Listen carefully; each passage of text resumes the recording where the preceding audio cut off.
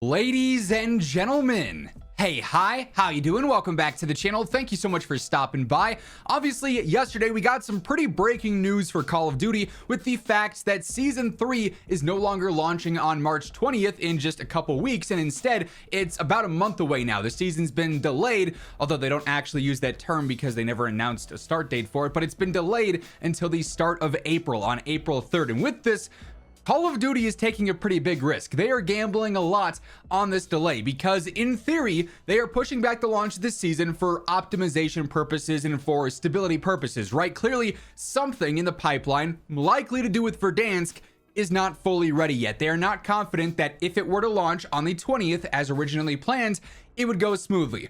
And let's be real here.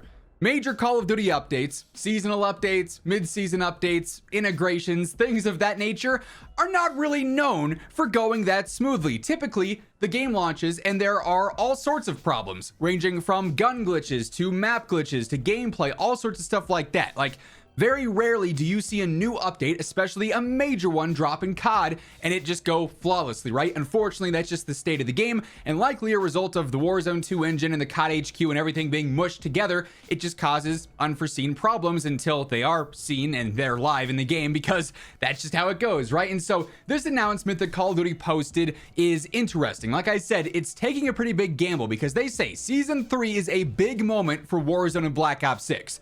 This is obviously because it's the return of Verdansk. There is a lot riding on this. Obviously, Warzone's player count has dwindled quite a bit since the Black Ops 6 integration. It was anticipated to be one of, if not the biggest integration to date. It was also supposed to be a bit smoother, but then of course they said, hey, it was actually our first time fully having everything ready on the same engine, and because of that, we ran into issues that we didn't really expect to run into. We've learned from that going forward, but the next integration isn't for a long time now, November or December, right? But with the return of Verdansk, obviously a lot's riding on that. It's going to get a lot of eyes back on Warzone for just purely the nostalgia factor in and of itself. It's going to get eyes on Black Ops 6 because whatever weapons they release alongside this, according to the leaks, things like the Kilo, the Grau, the AMAX, the HDR, people are going to want to be jumping on multiplayer, getting those leveled up quickly. Like, this is a season that is supposed to be huge for Call of Duty across the board. We'll have a full seasonal breakdown, what to expect mode by mode, coming in the next few days, so stay tuned for that. But they say it's a big moment for Warzone and Black Ops 6, and we are taking the time to deliver a great experience starting on April 3rd. So essentially what this is saying,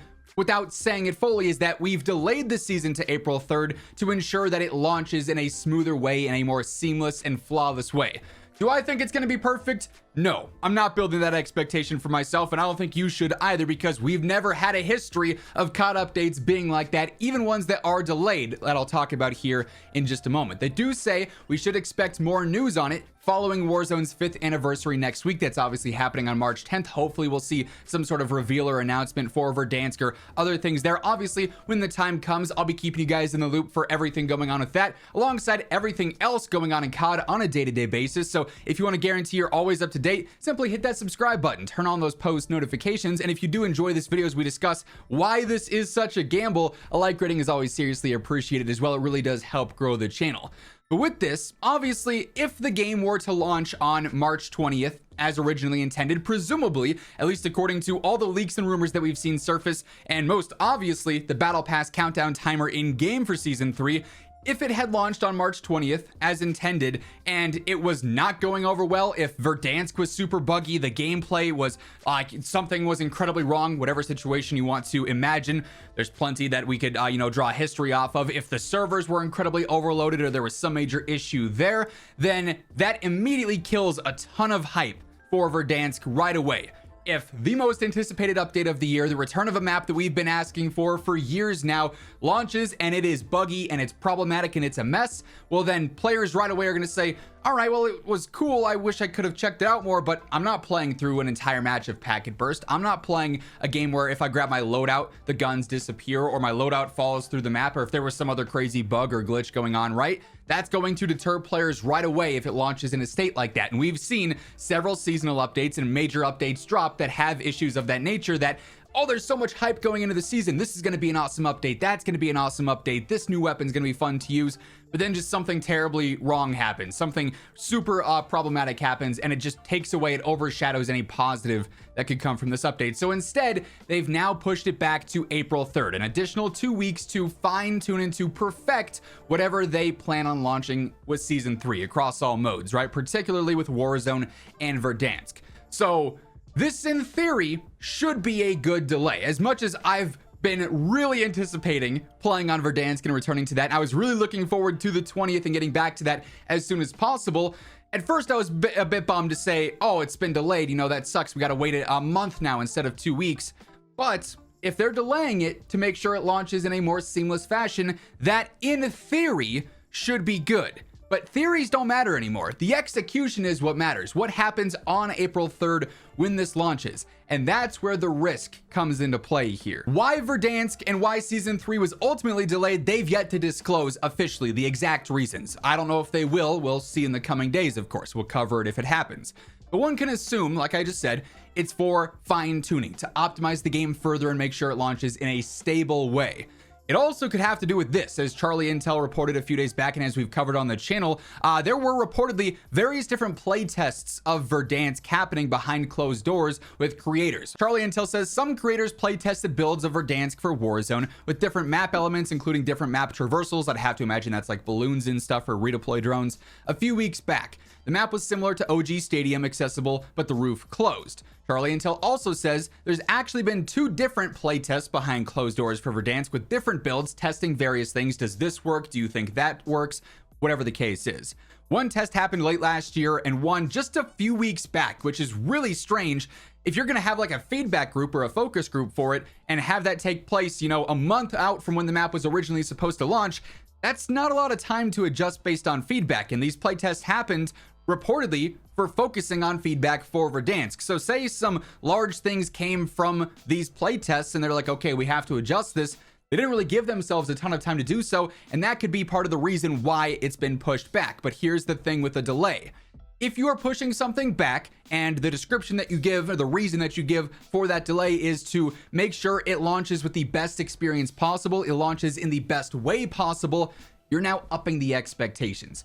We already had expectations for Verdansk because it's not their first rodeo anymore. It's the 5th, 6th rodeo for Warzone integrations now, and Verdansk existed before. Now, yes, they did have to rebuild Verdansk entirely. It's not like they just copied the map over. That would create way more issues changing it over to this engine, just outright saying, okay, we've copy and pasted the map, go play it. They've rebuilt it apparently from all the intel that we know. So it's not like how do they have to delay a map that they've already played before? It's kind of a new map for this game, even though obviously we've already played it, right? Integrating it with the new engine and everything going on with Warzone now is new to Verdansk itself. So a bit of a PSA there, just some information there that you may or may not have had previously. But there was already an expectation with Verdansk, as mentioned. We know that they are putting all their chips in on Verdansk. They're going all in on this map, gonna probably be hyping up the return of it like crazy around the anniversary date, like they said, with more info to come.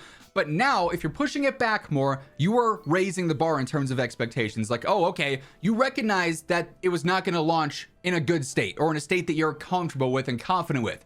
So you pushed it back to fix that. When it does end up launching on the new date, the delayed date, there's an expectation of, oh, if it launches and it is still buggy and there are still glitches and there are still problems, then what was the delay for? What happened there?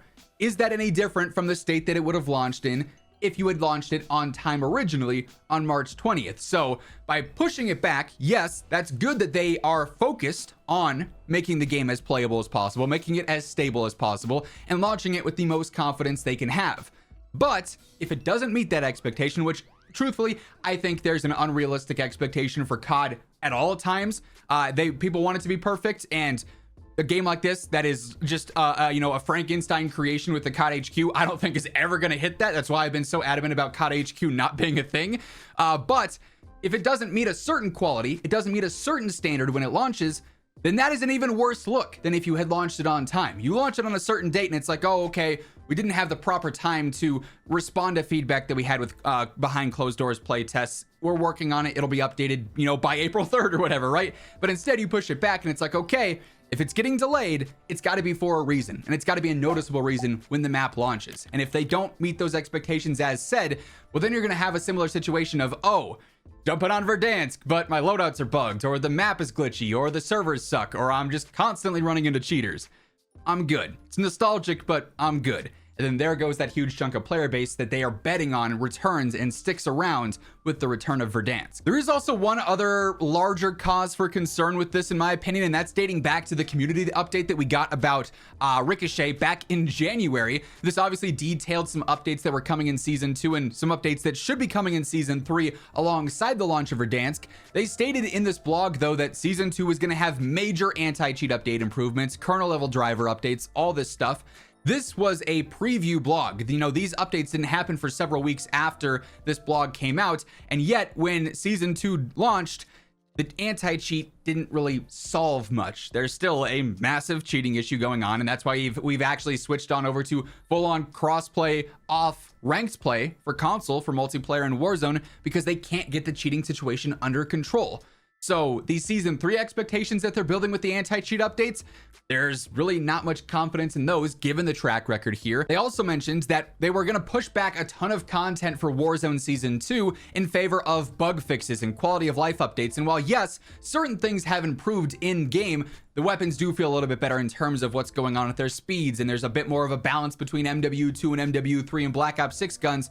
We had basically no content updates this season for Warzone, and yet the game still has a lot of issues right now. Like, yes, certain things were fixed, but also other new bugs or previously existing bugs resurfaced, and they're still game breaking right now. So delayed content for basically an entire season to focus on fixes and updates, and at least with the expectation that, again, I think they built themselves based off of all the descriptions and the breakdowns here. It didn't really necessarily live up to what we thought that meant. So I don't know if it's an issue with COD sort of over delivering and over promising in their blogs, or if it's an issue with us constantly have a standard and an expectation that's just too high to achieve with a game that's Frankenstein's like this, or maybe it's a bit of both or something else entirely. There, I think, is concern for this, but there's also some optimism for sure. I'm always going to lean towards the glass half full, just because I think hoping for negative or expecting negative is kind of a miserable way to live. But with this, there is now a much greater risk in this delay. If Verdansk does not launch in a state that is welcomed and well received by the community, this delay will have been for nothing, and it sets a seriously rough downward spiral, or I guess continues the seriously rough downward spiral that Black Ops 6 and Warzone have been in for a little bit now. We'll see what comes of this. Obviously, we're going to start seeing reveals and announcements and teasers and all sorts of stuff for Season 3 and the return of Verdansk here pretty soon. So I'll be keeping you guys in the know with all that stuff as it happens. So stay tuned for that alongside everything else going on in COD by hitting that subscribe button. And if you enjoyed this video, a like rating on your way out would be really appreciated. But once again, thank you so much for tuning in. And until next time, take it easy, have an awesome rest of your day, and I'll catch you later. Peace out.